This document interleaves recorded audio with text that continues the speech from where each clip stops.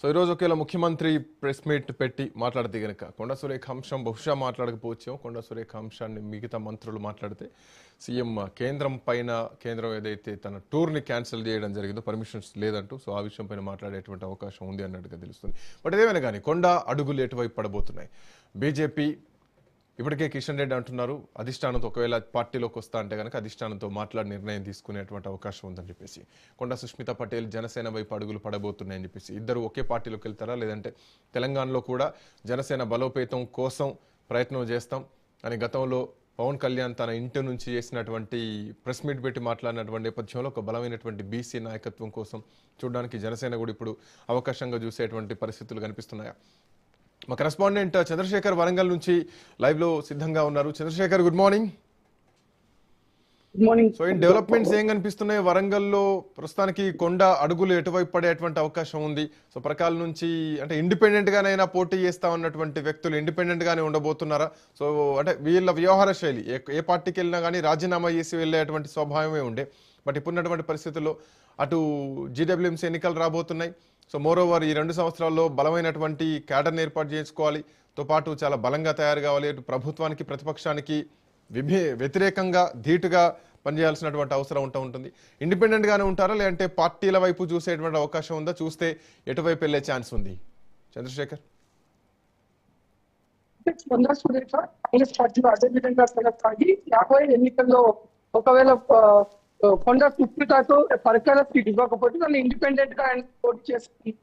కాకపోతే ఇక్కడ ఇప్పుడున్న పరిస్థితుల్లో కొండా సురేఖకు మంత్రి పదవి నుంచి భర్తీ చేయాలని ఒక పక్క ఏఐసిసి కూడా ఇటు ప్రీసీసీ నుంచి క్రమశిక్షణ కమిటీ నుంచి కూడా మొత్తం రిపోర్ట్ అందింది. ఈ నేపథ్యంలోనే కొండా సురేఖను మంత్రి పదవి నుంచి భర్తీ చేయాలనే భర్తీ చేసే అవకాశం కూడా ఉందని మొత్తం సంకేతాలు అయితే వస్తున్నాయి. ఆ విధంగానే ఇటు ఆ పెద్దల నుంచి వచ్చిన సంకేతాల ప్రకారం ఇటు కొండ కుటుంబంపై అయితే ఎదురుదాడి మొదలైనట్టు ఉమ్మడి వరంగల్ జిల్లా ఎమ్మెల్యేలు ఉన్న ఎమ్మెల్యేపై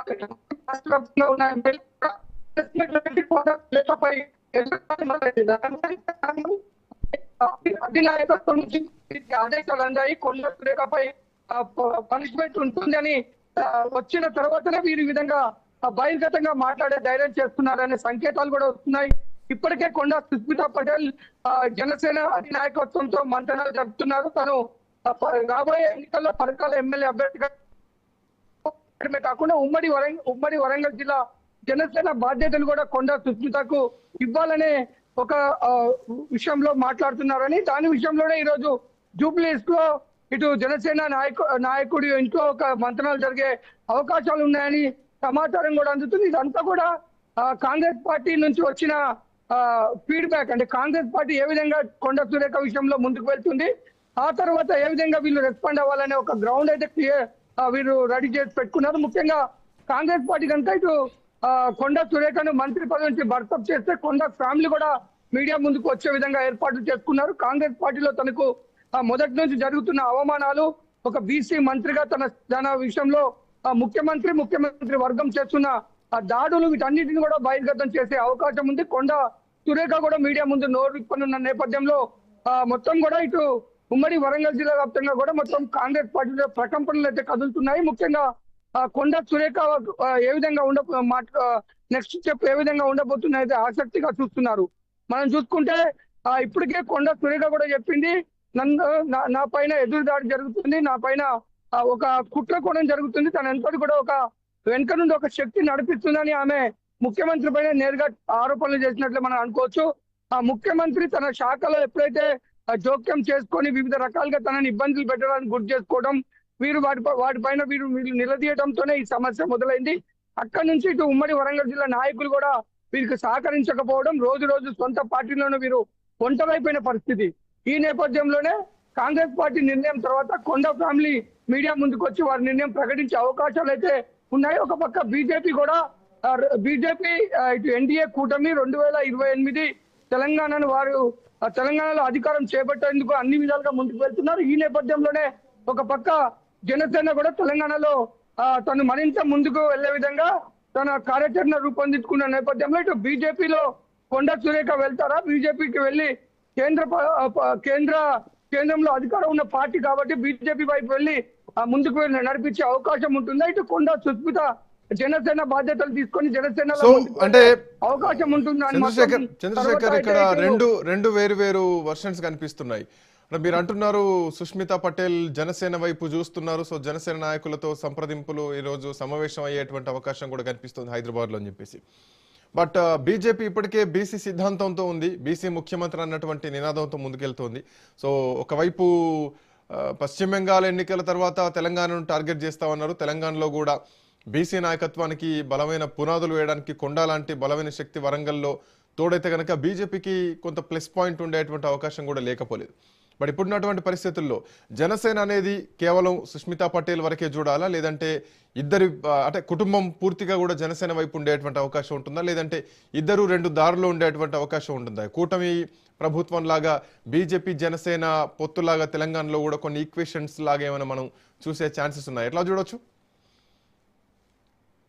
అంటే ప్రస్తుతం మనము ఎన్డీఏ కూటమిగా అయితే ఇటు తెలంగాణలో ఇటు పాగా వేయాలని నెక్స్ట్ అధికారం చేపట్టాలని ఇటు బీజేపీ ప్లాన్ చేసుకుంటుంది. అందుకు ముందు ఎవరైతే జనసేన అధినేతను ముందు పంపించి తనకు కూడా గ్రౌండ్ క్లియర్ చేసుకునే విధంగా కూడా ఇటు ఎన్డీఏ ఇటు ఎన్డీఏ అధిపతిలో అంటే ఎన్డీఏ అధినాయకత్వం ఆలోచనల మేరకే ఇటు జనసేన అధినేత కూడా దీని మీద తెలంగాణ మీద ఫోకస్ చేశాడని, దానికి ఏ విధంగా ముందుకు వెళ్ళాలని మొత్తం కూడా వారి గైడెన్స్ లోనే ముందుకు వెళ్తున్నారు. ఈ నేపథ్యంలోనే బీసీ ఓట్ బ్యాంక్ బీసీ యొక్క నాయకత్వంతోనే ఈ నెక్స్ట్ అధికారంలోకి రావాలని కూడా ఇటు ఎన్డీఏ తరఫున ప్లాన్ చేసుకుంటున్న వారికి ఇటు వారికి ఒక కొండ సురేఖ రూపంలో వారికి ఒక బలమైన నేత రావడం, ఇటు కొండ ఫ్యామిలీకి కూడా తెలంగాణ వ్యాప్తంగా కూడా బలంగా అభిమానులు ఉండటం, ఇది రాబోయే ఎన్నికల్లో వారికి ఉపయోగపడుతున్న విషయంలోనే ఇటు ఎన్డీఏ తరఫునే మనం ప్లాన్ చేసుకుంటున్నారు. ముఖ్యంగా ఈ ప్రస్తుతం మనకు అందుతున్న సమాచారం ప్రకారం కొండ సుస్మిత అయితే ఇటు జనసేన బాధ్యతలు తీసుకునేందుకు చర్చలు జరుగుతున్నాయి. ఈ రోజు జూబ్లీ హిల్స్ లో జనసేన నేత ఇంట్లో ఈ యొక్క చర్చలు జరిగే అవకాశం ఉందని చెప్తున్నారు. ఇప్పుడు కాంగ్రెస్ పార్టీ ఏ నిర్ణయం తీసుకుంటుంది, ఏ విధంగా ముందుకు వెళ్తుంది, కొండ ఎపిసోడ్ ని ఏ విధంగా దీని విషయంలో క్లారిటీ ఇస్తుందనే దానిపైనే కొండ సురేఖ భవిష్యత్తు ఉంటుంది. కొండ సురేఖ మీడియా ముందుకు వచ్చి మాట్లాడే అవకాశం ఉంది. కొండ సురేఖ మీడియా ముందుకు వచ్చినప్పుడు అనేక ఆరోపణలు కూడా ముఖ్యమంత్రి టార్గెట్ చేసే అవకాశాలు ఉన్నాయి. ఇప్పటికే కొండ సుస్మిత చెప్పారు, ఇటు ముఖ్యమంత్రికి సంబంధించిన అన్ని కూడా అక్రమాలు, అవినీతికి సంబంధించి, దండాలకు సంబంధించి అన్ని ఆధారాలు ఉన్నాయి. మొత్తం ముఖ్యమంత్రి వారి కుటుంబం చేస్తున్న అక్రమాలపై మొత్తం కూడా చిట్టా నా దగ్గర ఉంది, దాన్ని విప్పుతానని చెప్పారు. ఈ నేపథ్యంలోనే కాంగ్రెస్ పార్టీ తీసుకునే నిర్ణయం పైన కొండ సురేఖ నిర్ణయం తీసుకునే అవకాశం అయితే ఉంటుంది. బీజేపీ జనసేన మొత్తం కూడా రాబోయే ఎన్నికల్లో ఇక్కడ నేపథ్యంలో బీజేపీ వైపు చేస్తారా, లేదంటే సుస్మితతో పాటు జనసేనలో బాధ్యతలు తీసుకుంటారా అనేది ఒక క్లారిటీ. రేపటి రోజున కొండ మీద ఒకవేళ వేటు వేసినా కొండ సురేఖను బర్తరఫ్ చేస్తే గనక ఖచ్చితంగా జిల్లా నాయకత్వం పైన ఏమైనా వ్యతిరేకత పెరిగేటువంటి అవకాశం ఉంటుంది. ఎందుకంటే కొండ సురేఖ ప్రెస్ మీట్ పెట్టి తనకు జరిగినటువంటి అవమానాలు, అన్యాయాల గురించి చెప్పే అవకాశం ఉంది. వాళ్ళు కూడా రంగం సిద్ధం చేసుకుంటున్నారు మీడియా ముందు మాట్లాడడానికి. బర్తరఫ్ చేస్తే ఒకవేళ చేసిన తర్వాత అన్నది మీరు చెప్తున్నటువంటి పాయింట్. బట్ అదే జరిగితే కనుక ఇప్పటికే వరంగల్ జిల్లాకు సంబంధించినటువంటి నాయకులంతా కూడా కొండ వ్యతిరేక వర్గం అంతా కూడా ముఖ్యమంత్రి వర్గంగా ఒక పేరు వచ్చింది, కొండ సురేఖ అదే క్లెయిమ్ చేస్తున్నారు. రేపొద్దున వాళ్ళు కూడా ఖండించేటువంటి అవకాశం ఉందా? సో జిల్లాలో ఈ నాయకత్వాన్ని ఎదుర్కొని కొండ ఒంటరిగానే ఇక రాజకీయంలో దిగేటువంటి పరిస్థితులే కనిపిస్తున్నాయా? ఒంటరి రాజకీయం చేసేటువంటి సిచ్యువేషన్స్ కనిపిస్తున్నాయా?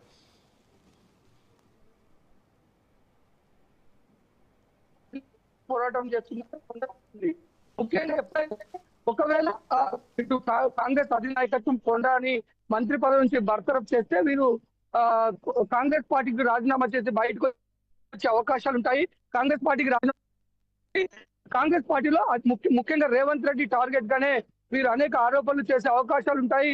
అనేక ఆరోపణలే కాదు, అసలు తను కాంగ్రెస్ పార్టీలో ఎందుకు ఈ విధంగా బయటికి రావడం జరిగింది, నన్ను ఎందుకు ఈ విధంగా తను ఏ విధంగా అనుభవించింది అనేది కూడా చెప్పే అవకాశం ఉంటుంది. వీటన్నిటి నేపథ్యంలో కూడా ఇప్పటికే కాంగ్రెస్ పార్టీకి చూసుకుంటే రాష్ట్ర వ్యాప్తంగా కూడా వ్యతిరేకత ప్రజల్లో వస్తున్న నేపథ్యంలో కొండ సురేఖ విషయంలో మరింత కాంగ్రెస్ పార్టీ అబాస్ పాలే అవకాశం అయితే ఉంటుంది.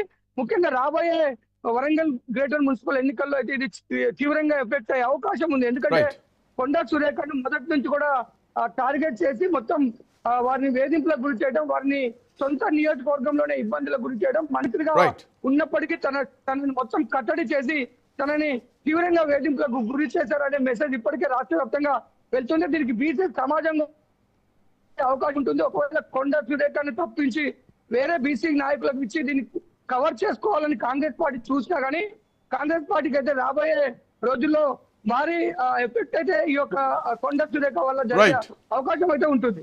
Thank you Chandrasekhar, thanks for joining.